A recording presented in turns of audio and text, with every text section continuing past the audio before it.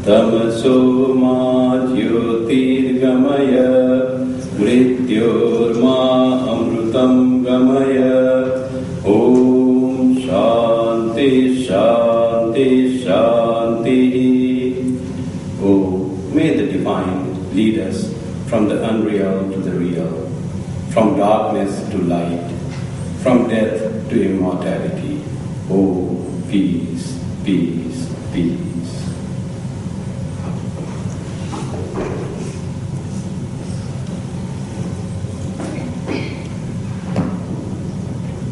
Today's chanting is Shri Guru Ashtakam, composed by Adi Shankaracharya.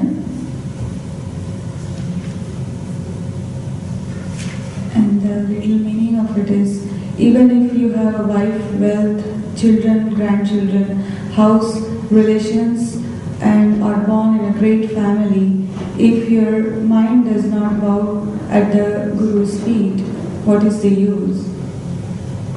That blessed one who reads this octet to the Guru, be he a saint, king, bachelor or householder, if his mind gets attached to the words of the Guru, he would get the great gift of attainment of Brahman.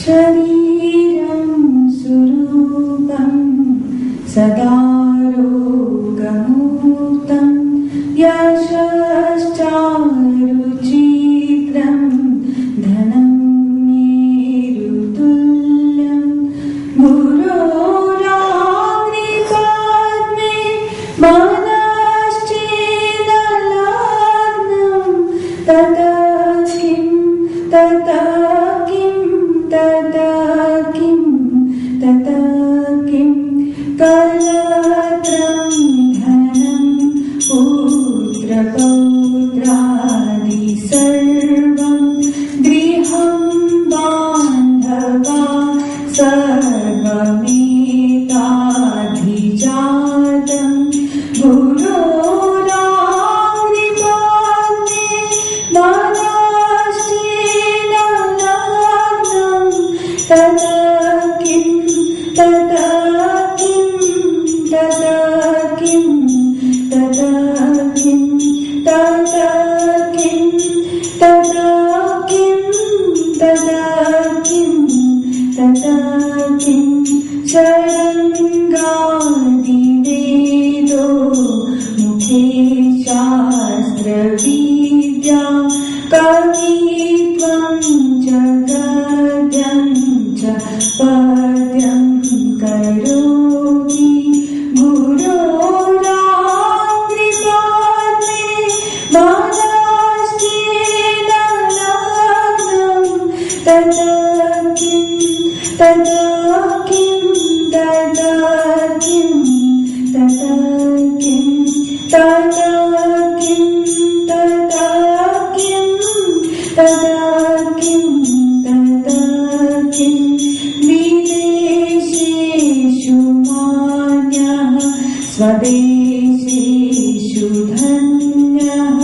sadacharvritteshu matto na chanyah guroragripatme manaschedalagnam tatakim tatakim tatakim tatakim tatakim tatakim tatakim tatakim kshamavandane bhupagopalavrindaihi sada sevitam yasya padar vindam guroragripatme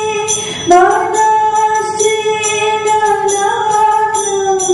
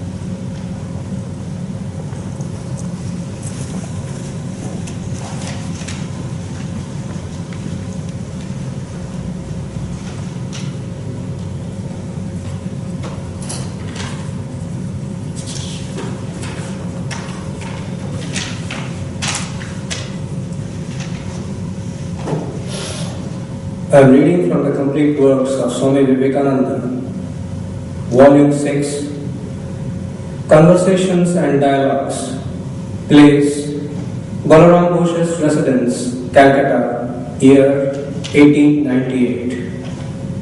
Swamiji had been staying during the last 2 days at Balaram Babu's residence at Bagbajar. He was taking a short stroll on the roof of the house, and the disciple, that is Sharachandra Chakravarti, with 4 or 5 others, was in attendance. While walking to and fro, Swamiji took up the story of Guru Gobind Singh and with his great eloquence touched upon the various points in his life. How the revival of the Sikh sect was brought about by his great renunciation, austerities, fortitude, and life-consecrating labors. How by his initiation he re-Hinduized Mohammedan converts and took them back into the Sikh community, and how on the banks of the Narmada he brought this wonderful life to a close. Speaking of the great power that used to be infused in those days into the initiates of Guru Gobind Singh, Swamiji recited a popular doha couplet of the Sikhs. Sawa lakh par ek chadaun, jab Guru Gobind naam sunaun.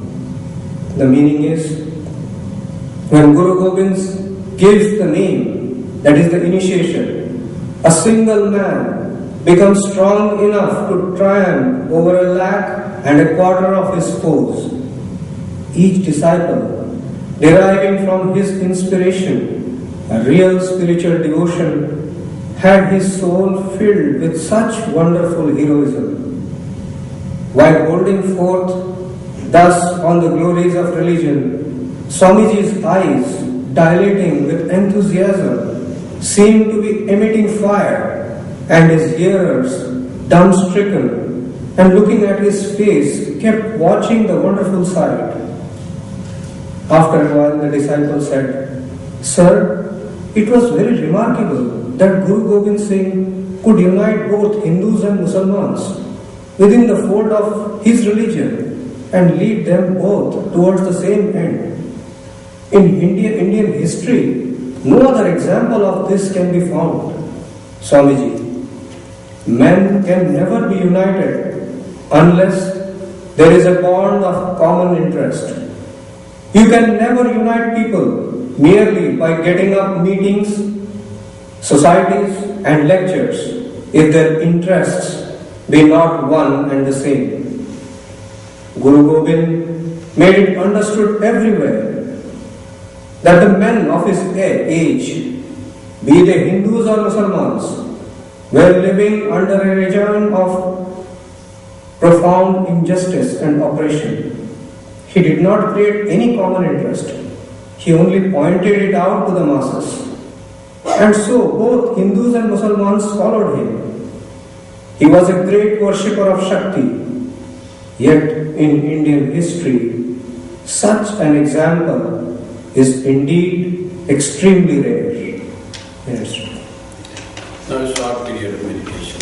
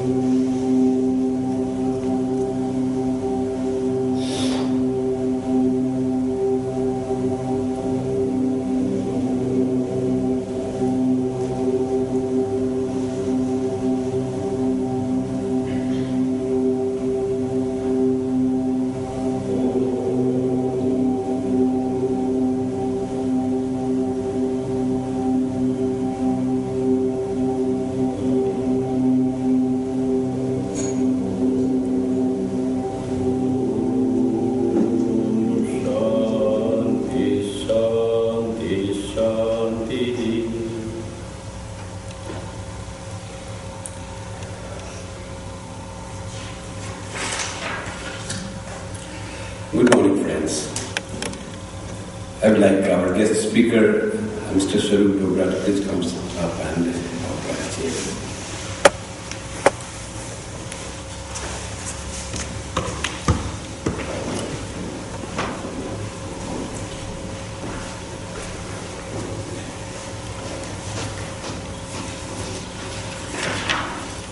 Today we have a distinguished guest speaker.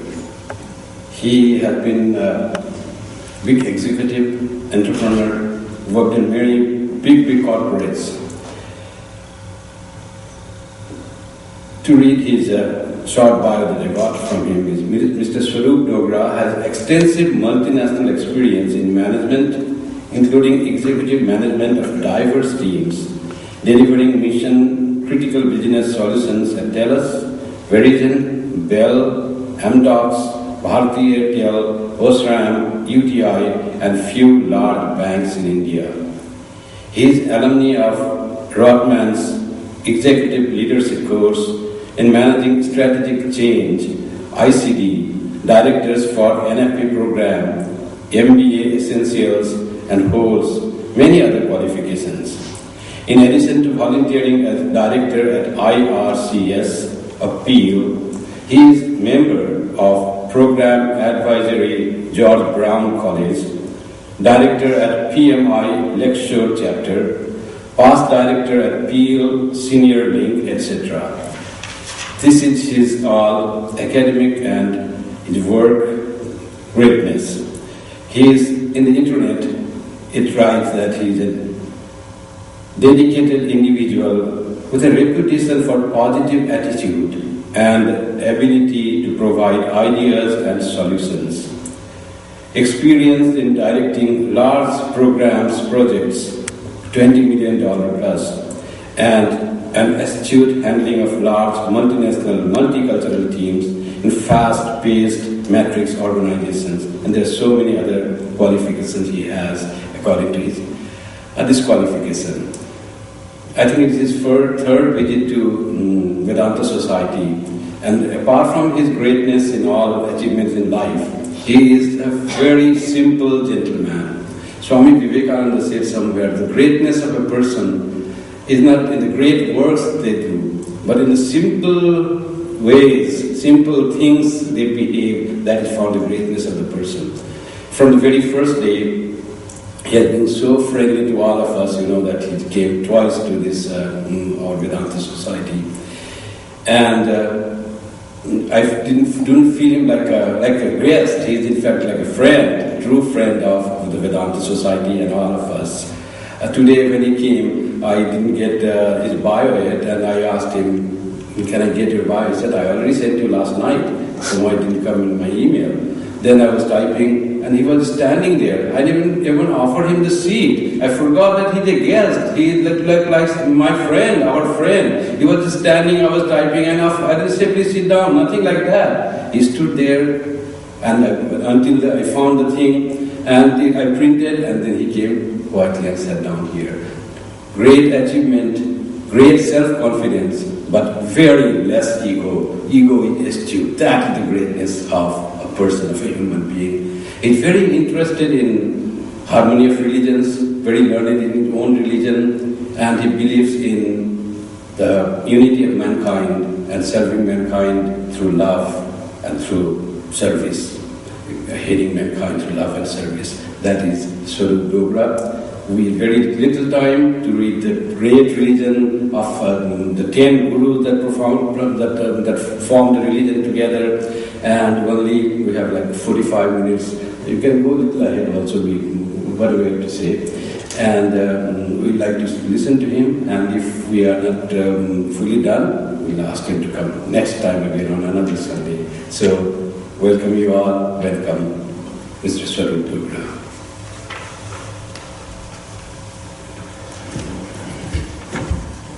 Swamiji and members of the congregation, I am most thankful for you to giving me this speaking opportunity. I am just a humble practitioner of the Sikh faith and do not profess to be an expert. But let me share my knowledge, and hopefully I will be able to do some justice to this vast subject. Sikhism evolved over a period of 200 to 300 years. Still evolving, but the core change happened during that time. We need to travel back in time to understand the events which shaped Sikhism. The Gurus had a very simple message, and the message to the followers was that Kirat karo, naam japo, vand ke shako. What it means is that earn a honest living, do naam japa. Naam japa is a very core concept in Vedantic philosophy as well. And vand ke shako means share your fortune. Sikhism originates from the word Sikh. Sikh comes from the Sanskrit word Shishya, which means a student, and Sikhs are lifelong learners. We practice a kind of detached attachment to the mankind, and the concept will get clearer when I go through this talk. Another very important concept in Sikhism is the concept of Guru. And Guru is one who banishes the darkness of ignorance. According to Sikh belief, guidance of the Guru is most essential for one's spiritual enlightenment. So various Gurus in Sikhism, if you see, first and foremost, it's the one all-powerful, almighty, Vaheguru, is the name we give to the God. And then there are 10 human forms who passed on the Guruship to the next and to the next and the next. And the last Guru, Guru Gobind Singh, actually passed it on to the holy book which we call Guru Granth Sahib. All the writings of the Gurus in the Guru Granth Sahib is under the pen name Nanak. So all Gurus use the name Nanak. And when you read the Guru Granth Sahib, you can see which Guru has penned which writing. Because at the end of it, there is a small notation which is called Mahalla. And Mahalla will have number Mahalla 1, Mahalla 2, Mahalla 3, and that way you will know which Guru wrote what. There are many compositions from Hindu bhaktas and fakirs, all aiming at the Almighty One, all-powerful Lord. We believe in Shabd Guru, which is contained in the Guru Granth Sahib. So, Nanak's Guru was one Almighty. He is the primal Guru of the whole creation. And that is how Guru Nanak disclosed the identity of his own Guru. So he says, the light of the pure Lord, the essence of everything is all-pervading. He is the infinite, transcendent Lord, the Supreme. Him, Nanak has obtained as his Guru. So that is where Nanak started. And then his Guru, and all the previous Gurus built upon the teaching of each other and then led to the creation of Sikhism as you see today. Sikhism originated in the land of Punjab. Punjab is in the northern part of India, and Punjab means Panj Aab. Panj is 5, Aab means water. So it's the land of 5 rivers. It's very fertile and nice, fun-loving people. And if you look at the subcontinent, right, of India, on the north it is guarded by Himalayas, and the south it is guarded by the sea. So basically nobody could enter this land, but through one opening on the west, which now lies at the border of Afghanistan and Pakistan, called the Khyber Pass. So all the invaders came through that, and whenever they came, including Alexander and all the Mughal invasions. They came to India, they looted, they went back. So at the time when Nanak was growing up, the society was controlled by the Hindus and Muslims almost equally. In each and every village, people went to the madrasas for their education, which was led by the Maulvi. And they also got their spiritual knowledge from the Pandits.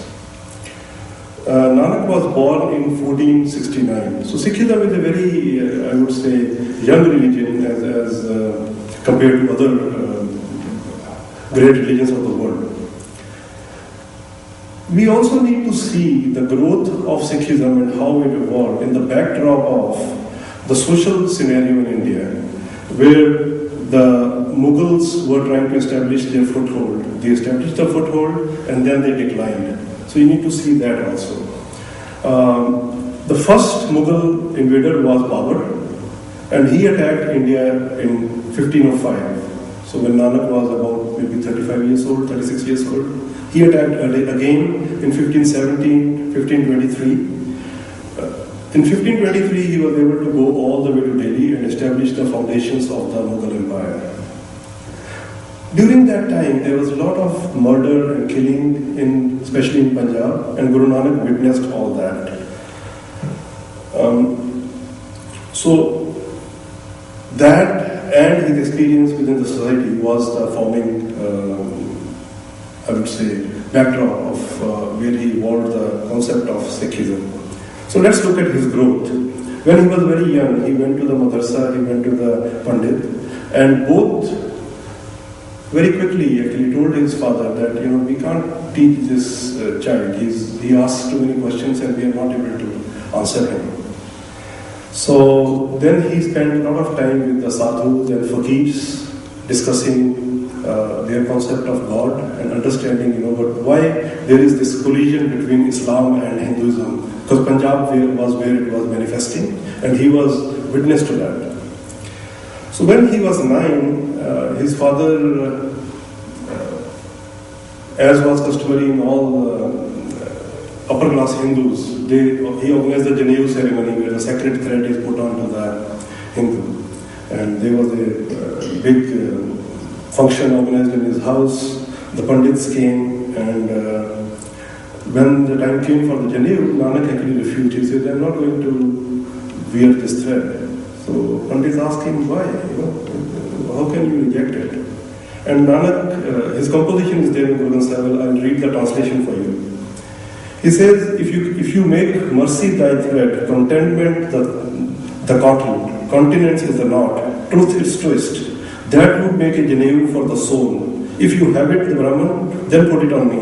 It will not break, or become soiled, or be burnt, or lost. Blessed is the man, O Nanak, who goes with such a thread on his neck. So that was the kind of his thinking. And rejecting the sacred thread, Guru Nanak told the Brahmin that he had little use for the ceremonial cord, which got soiled and broke. Guru Nanak lived a family life. He got married, he had children. But he was very much into the prayers to the Almighty. And he had two companions, Bala and Mardana. Bala was a Hindu, Mardana was a Muslim. And they used to sing prayers of the one Almighty God. When Nanak was around 30 years of age, he went to the river for a dip. And Bala was with him. And Nanak didn't come out. And the villagers searched and they couldn't find him. And they thought probably Nanak drowned. So Nanak came out after 3 days. And the first proclamation he made after coming out was, Na koi Hindu, na Musalman. So there is no Hindu, there is no Musalman, we are all humans. So he was saying that if there is no Hindu, there is no Musalman, but only humans, whose path shall I follow? And he said, I will follow the path of the creators. So another composition in Guru Granth Sahib is Aval Allah Noor Upaya Kudrat ke sab bande ek noor te sab jag upaya kaun bhale kaun mande, which means in the beginning the God created light, all the nature's creations, peoples. From that one light the whole world has been born. So how can some be good and some evil? These are lines from Bhakt Kabir. Guru Nanak traveled a lot across the continent, and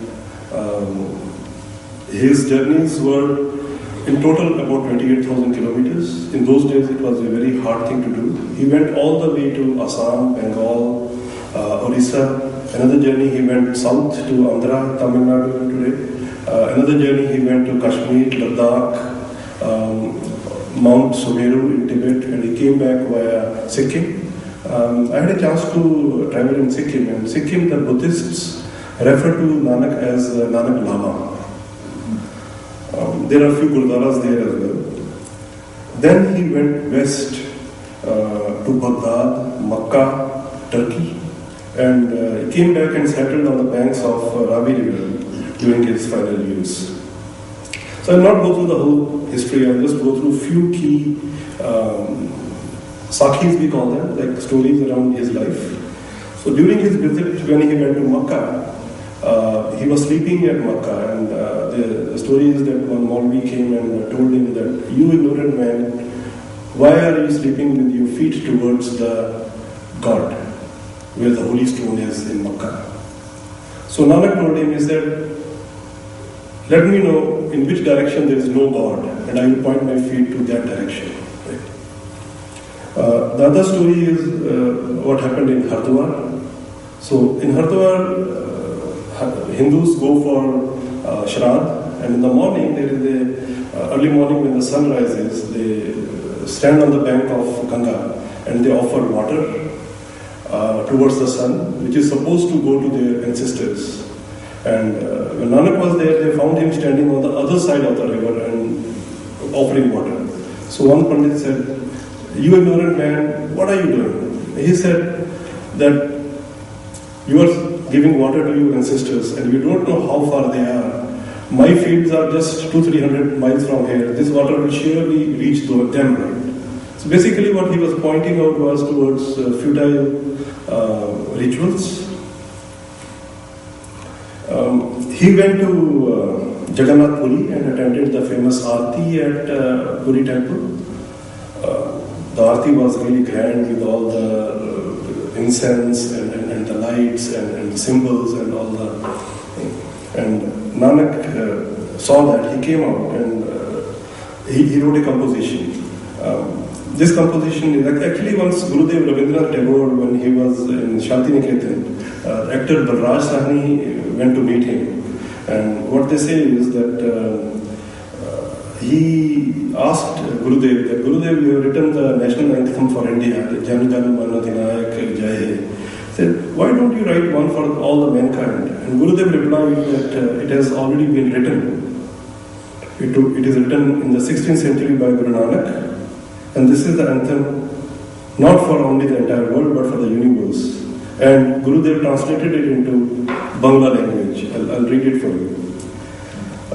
It says, "Gagan May Thal, Rav Chand Deepak Bane, Tarka Mandal Janak Moti, Dhoop Malayan Mo, Pavan Chavro Kare, Sagal Banraye Fulant Jyoti, Kaisi Aarti Hoi, Pavkhandana Teri Aarti, Anhata Sabad Bajant Bheri Raho,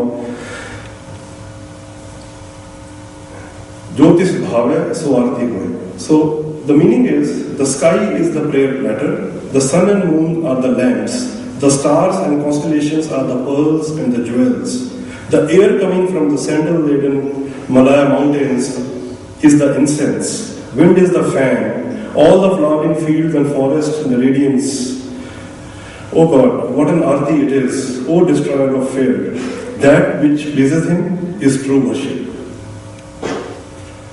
Nanak preached that the human spiritual growth was achievable through contemplation and meditation and through a way of life that reflected the presence of the divine within all human beings, and insisted that external efforts such as fasting, pilgrimage, astrology, and penances carried little spiritual importance.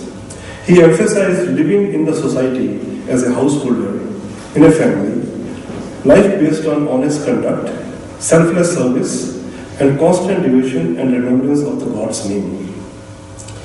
Guru Nanak's teachings are founded not on a final destination of heaven or hell, but a spiritual union with the Akal, the formless one, which results in a salvation or a spirit of Jivan Mukta, where you are already united with the Almighty, and you reach such khand, the realm of truth, while living.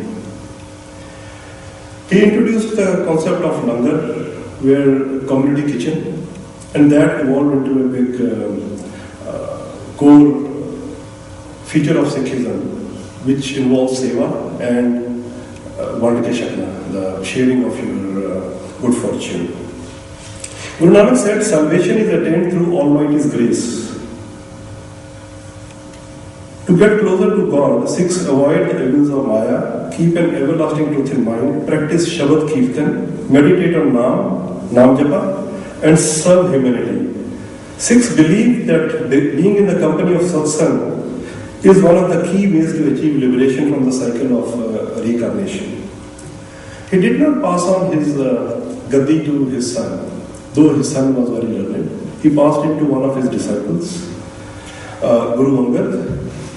Guru Angad popularized the present form of the script. He introduced that script and the Sikhs used that script. The script's name is Gurmukhi and the Guru Granth Sahib is written in that script. This step had a far-reaching impact. It gave people who spoke this language the identity of their own and allowed them to express directly and without any transliteration.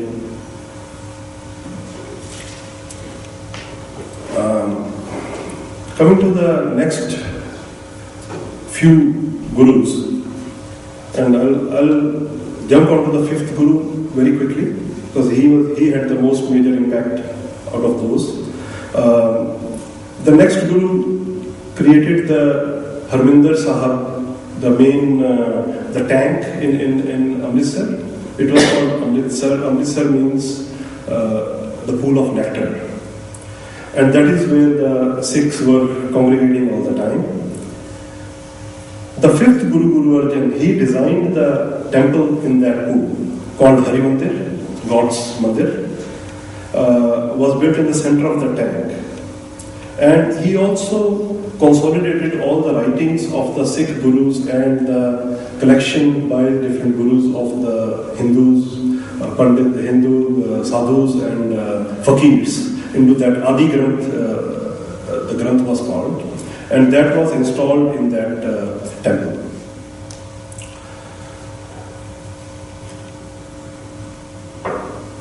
It was intended to be a place of worship for men and women from all walks of life and all religions, and worship God equally. As a gesture of this non-sectarian universalness, Guru Nanak actually invited a Muslim Sufi saint, Mian Mir, to lay the foundation stone of the temple. The four entrances express that you can get into from all directions. Actually, the temple is at a lower level than the entrance, which signifies humility. Over 100,000 people visit this holy shrine of worship every day and get free community kitchen, langar, regardless of any distinction based on faith, sex. And that is the hallmark of all the Sikh Gurdwaras. Even in GTA, more than 10 Gurdwaras are there who serve 3 meals a day for anybody who comes, breakfast, lunch, dinner. And that is all contributed by the community. The present-day Golden Temple was rebuilt in 1764 by Jassa Singh Ahluwalia, and it was given a lot of precious gifts by one of the Sikh Maharajas, Ranjit Singh, who secured the Punjab region from outside attacks. I'll come to him again. So Guru Arjan lived as a guru of Sikhism for about a quarter of a century.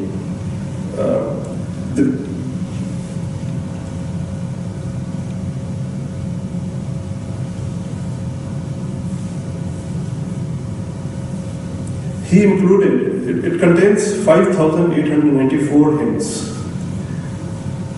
including writings by all the Gurus and by Hindu, Muslim and Brahmins, the untouchable, all meet in the same congregation of holy souls to create a truly universal script for our world. The first composition in Guru Granth Sahib is the Japji Sahib. Japji Sahib was composed by Guru Nanak.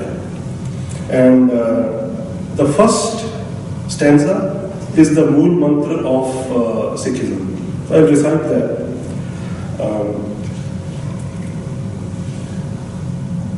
Ekomkar Satnam Karta Purakh Nirbhav Nirvair Akal Murat Ajuni Saibhang Guru Prasad Jap Aad Sach जुगाद सच, है भी सच, नानक होसी भी सच।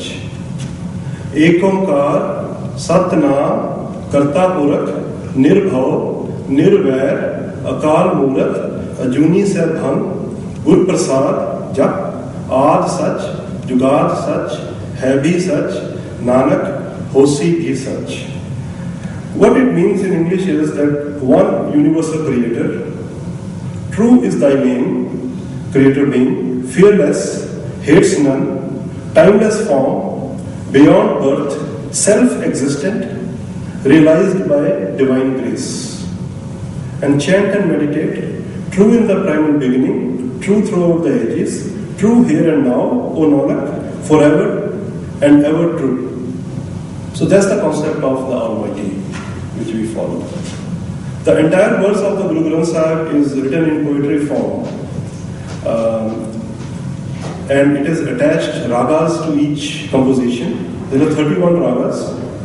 Various names are used for the Almighty Guru Granth Sahib, and in different number of repetitions. The biggest number is Hari, Ram, Prabhu, Gopal, Gobind, Data, Kartar, Jagdish, Allah, Madhav, Paramananda, Vitthal, Vaheguru,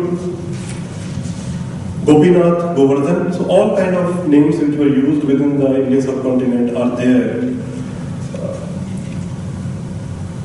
So at the time of 5th Guru, the emperor of Mughals who was on the throne in Delhi was Jahangir. Jahangir practiced same tolerance which Akbar used to practice, with the exception of hostility to the Sikhs. And that was in the early stages of his rule. Jahangir ordered the 5th Sikh Guru, Arjan Dev, to be tortured and sentenced to death after he refused to remove all Islamic and Hindu references from the holy book. Guru was made to sit on burning hot steel while hot sand was poured over his body. After enduring this torture for 5 days, Guru Arjan was taken for a bath to the Ravi river, and as people watched, he entered the river never to be seen again. His martyrdom is considered to be the watershed in the history of Sikhism. From the time of Nanak, the Sikhs had significantly transformed. Even though the core of the spiritual philosophy was never affected, the followers now began to develop a political identity, and conflict with the Mughal authorities escalated. So his son, the 6th Guru, then actually asked the Sikhs to start bearing arms. And he also told them to get horses, start practicing physical fitness, and be ready to defend themselves. This was the environment, because in the tolerant days of Akbar never interfered with the development of Sikhism.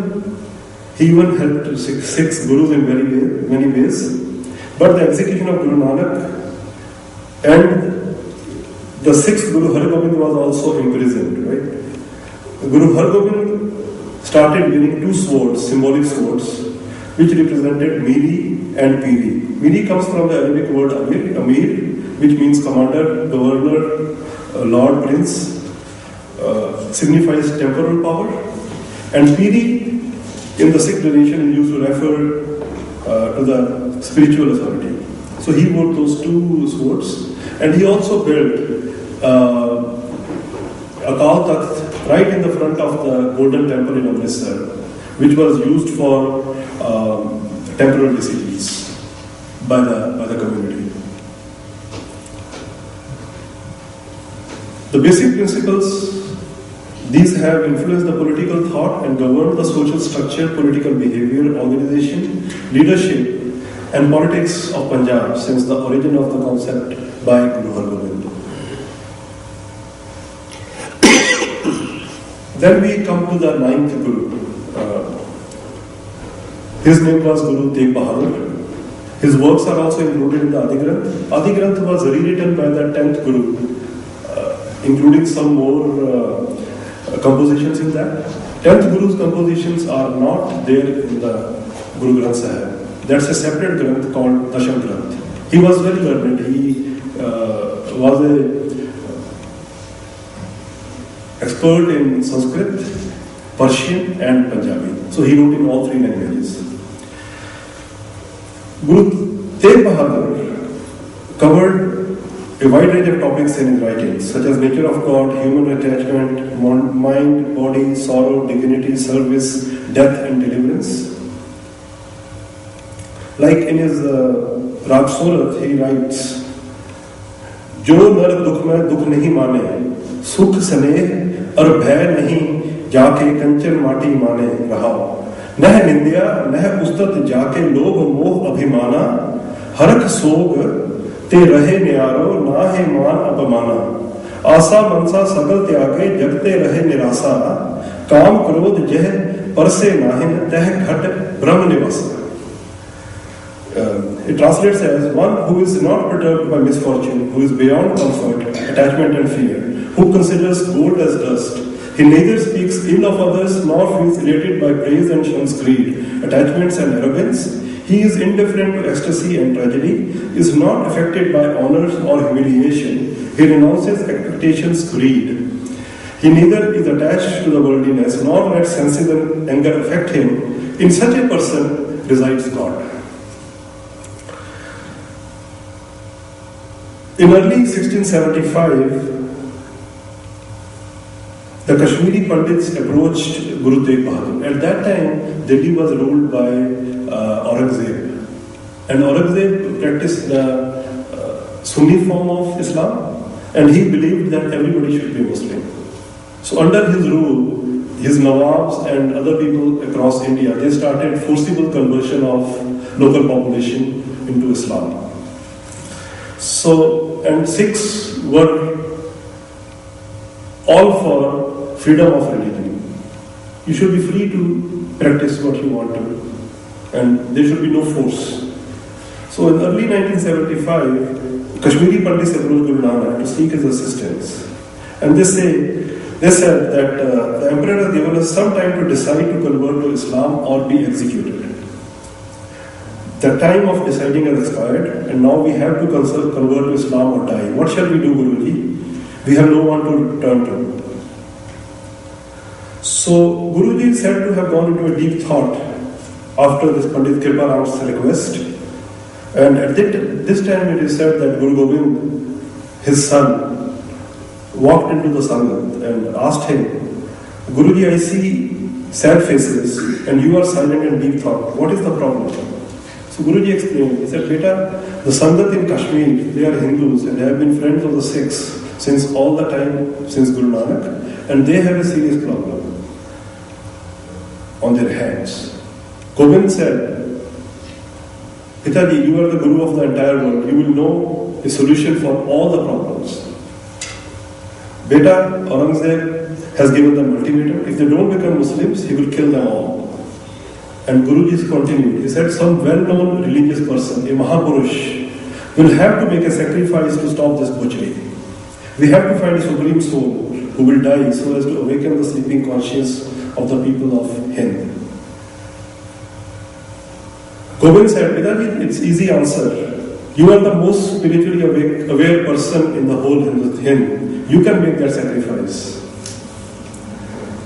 Guruji was pleased and he told the Pandits, he said, go and tell Aurangzeb that if he can convert Tegh Bahadur to Islam, we will all convert. Otherwise, he should leave us alone. Aurangzeb arrested Guruji along with few of his favorite followers, and they were brought to Delhi. They were asked to convert to Islam, and Guruji was also asked, because he was a religious head leader, he was asked to perform a miracle. Guruji refused. He said, I will not perform any miracle, and I will not convert to Islam. They were tortured. Guruji was chained in a cage, and in Delhi, there is in Chandni Chowk, right opposite Red Fort, there is a Gurdwara, Seesganj. At that place, first his followers, Bhai Mati Das was sawn alive And there is a square there called Bhagavati's Chowk there in his memory. Another was boiled in water, and the third one was roasted alive in front of Guruji. Finally, Guruji himself was beheaded in broad daylight at Chandni Chowk. His martyrdom was another challenge to the Sikh conscience.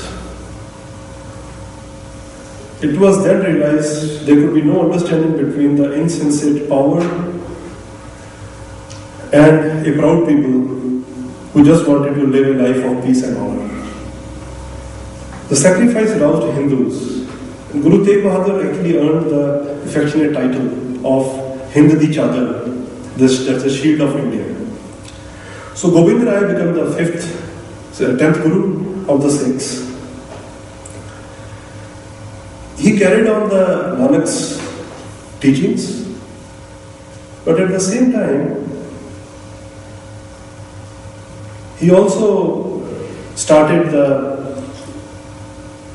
he built upon the concept of warrior saint, which was brought to fruition in 1699. In 1699, on the day of Baisakhi, which occurs on around 14th of April every year, he called all his Sikhs to come to Anandpur Sahib. And it was a very big congregation. And Guru Gobind Singh addressed the congregation. And he said that there is a divine mission. And he took out his sword. And he said that for the danger we are facing, I need the head of one of you. Who is willing to sacrifice his head? So one Sikh, Dayaram, got up. Guruji took him to a tent nearby, and when Guruji came out, his sword was dripping with blood. And then he asked for another head. So one more Sikh came forward, he took him to the tent. When he came out, again the sword was dripping with blood. He did this 5 times. A lot of people in the congregation started running away. They said the Guru has gone mad. We don't want to be here. Some stayed. After that, Guruji brought them out, all the 5 of them. And he started the new religious order,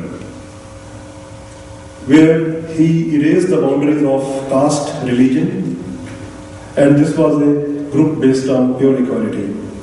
And the Panch Pyaras were the first 5 members of the Sikh community called Khalsa. They were given unique symbols like turban, and there were 5 symbols.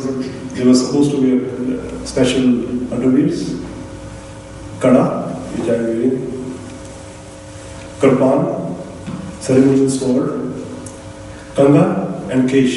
So Guruji said, keep the hair as are given to you by your Lord, but keep them well. So the kanga was for keeping it in good shape. He gave Khalsa the names Singh, loin to the men, and Kaur, which is princess, to the women. And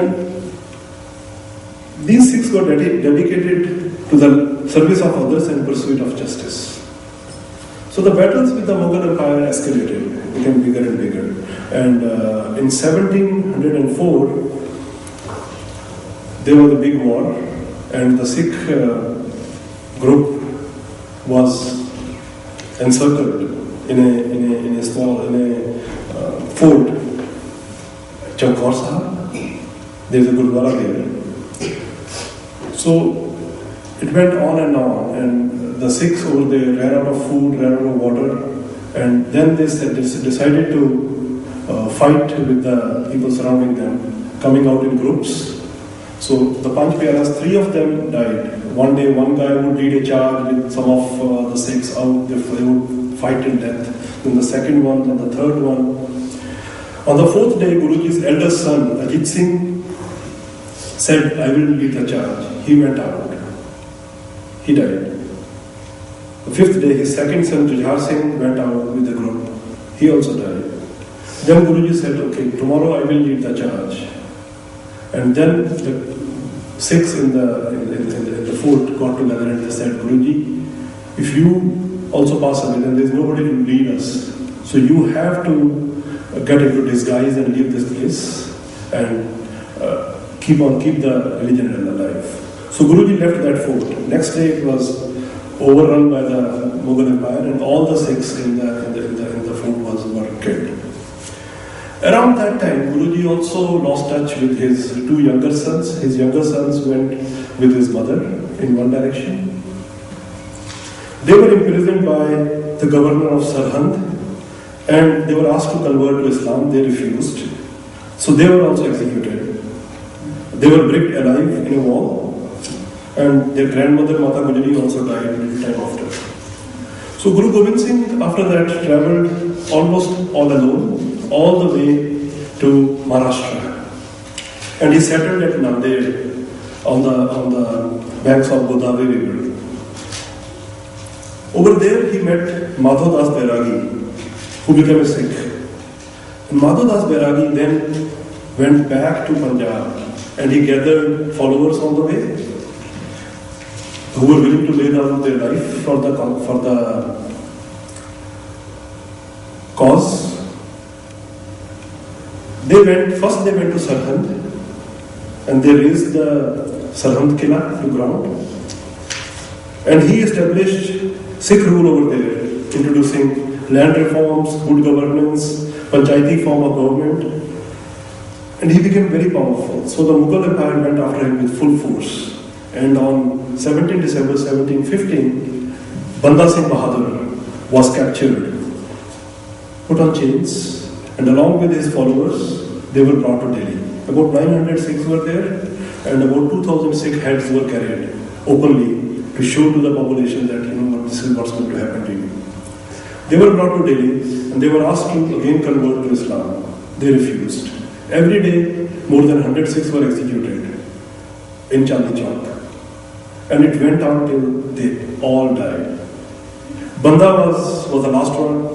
His eyes were taken out, his limbs were cut, his skin was removed, and then he was killed. So these incidents moved people of India so much that they rallied behind the philosophy, and it became a social movement. It culminated in the establishment of the Sikh Empire in Punjab, which went all the way from Delhi to Afghanistan. Ranjit Singh was the only ruler in the past so many hundred years in India which reversed the flow of invasions on India from the west. He went from east to west, and he brought back some notable Indian treasures, which included the Kohinoor diamond and the silver doors of the Somnath temple, which were taken away by Ahmad Shah Abdali. Those doors are now at Golden Temple. So that is a brief history of the transformation of the people of Punjab from the very peaceful message of Guru Nanak to a socially engaged group of people who believed in that message, but also made sure that they were able to defend their faith. And Sikhs have done pretty well after that. We are just about 2% of the India's population. But if you look at the income tax paid in India by the various populations, I think they are pretty high. In terms of sacrifices made for the independence of India, almost 70% were Sikhs of the people who were given the punishment to be hung till death, right? So, concept of Sikhism, that's the second part of my talk.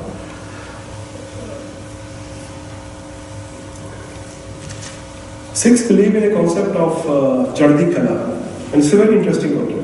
It indicates the elation or the high spirit of Sikhism. It means positive attitude. It means the equivalence of mind that never despairs, never admits defeat, and refuses to be crushed by adversaries. It is a cherished ideal mood which the Gurus have preached, and the Sikh prayers every day ends with Nanak Naam Chaddi Kala, Tere Pane Sarvata Pala, where he says that with the name we will be in the related high spirits, and with your grace it would be bhala, good for everyone in the society. Sikhism is not a missionary religion, it's a by choice. We don't force it on anybody. We believe in faith in one God, equality of humankind, engaging in selfless service, social justice for the benefit of all, honest conduct and livelihood, while living in a household life as Gurmukhs, that is selfless, spontaneous and loving. Sikh greetings is Sat Sri Akal, which means true is the timeless. We believe in a concept of bhana. Bhana means accepting the divine will. So we always say bhana mitha karke maan, that accept the divine will as a sweet prasad. They also believe that God is without enemies and always merciful. So the humans should accept His will even at the time we suffer many hardships. All the activities, duties and efforts are dedicated to God, and at the time of crisis, we feel that God is functioning through His body, mind, intellect and speech. His consciousness is merged in the super consciousness. He does whatever pleases God. We believe in satsang, kirtan satsang, contemplation, meditation of God's name in the company of other devoted people. Sikh prayers are in two parts. There is one short prayer and one large prayer. I recite the short prayer. It says, Tu Thakur, tum peh ardas, Jio pind, sab teri ras, tum maat pita, hum barak tere, tumri kripa, meh sudh nere, कोई न जाने तुम्हारा अंत ऊंचे ते ऊंचा भगवंत सगल समग्री तुमरे सूत्रधारी तुमते होए सो आज्ञाकारी तुमरी गतमित तुम ही जानी नानक दास सदा कुर्बानी. The meaning is, you are our Lord and Master, to you I offer this prayer. This body and soul are all yours. You are our mother and father, we are your children. In your grace are so many joys. No one knows your limits, O highest of the high, most gracious being. The whole creation is strung on your thread. That which has come from you is under your command. You alone know the state of your extent. Nanak, your slave, is forever dedicated, sacrificed. The larger prayer is evolving all the time. It includes and remembers all the gurus, the Panchpyaris, the martyrs, the children, the women who laid their lives for the cause, ending in seeking the Almighty's blessings for the occasion. So it's the same prayer for all occasions: death, birth, marriage, building a house, starting a business. And then ending with that Nanak Naam Chaddi Kala Tere Pane Sarbat Ka Pala. So everyone in the world be prosperous and be in peace. We believe in equality. There is equality of women. Status of women in Sikhism is absolutely equal. They can lead any prayer and any of the social events.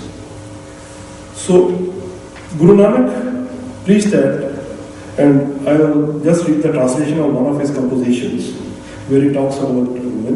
He says, from woman man is born, within woman man is conceived. To woman he is engaged and married. Women become his friends. Through woman the future generations come. When his woman dies, he seeks another. To woman he is bound. So why call her bad? From her kings are born. From woman, woman is born. Without woman, there would be no one at all. O Nanak, only the true Lord is without a woman. We believe in a concept of seva, which is service, selfless service, everybody. And there is a acceptance of God's will in a concept which we call hukam. We believe in hukam. It means command, and God is referred to as Vaheguru. It is by His command that we are born and die. So Guru Nanak has also mentioned that by the hukam of God we come and we go. It is not just following God's order. God is not sitting somewhere in the space and writing fates on the human beings. According to Guru Nanak, when a person, with the help of a word given by the Divine Master, known as the Guru, which is regarded as the name of the God, dwells his mind, and Shabad, continuous meditation of that word, one comes to know his reality in this universe, his status in this world. At this stage, the person resonates with the cosmic waves. That is the hukum. And person becomes a hukmi human who follows the hukum without any wish or desire. And all the thought process, all wishes and desires come to an end. He just resonates with hukum. So, the life is to be lived in the creation of the Almighty, but remembering Him and using this life to become one with the God, to reach the Jivan Mukt stage even when you are alive. Thank you, sir.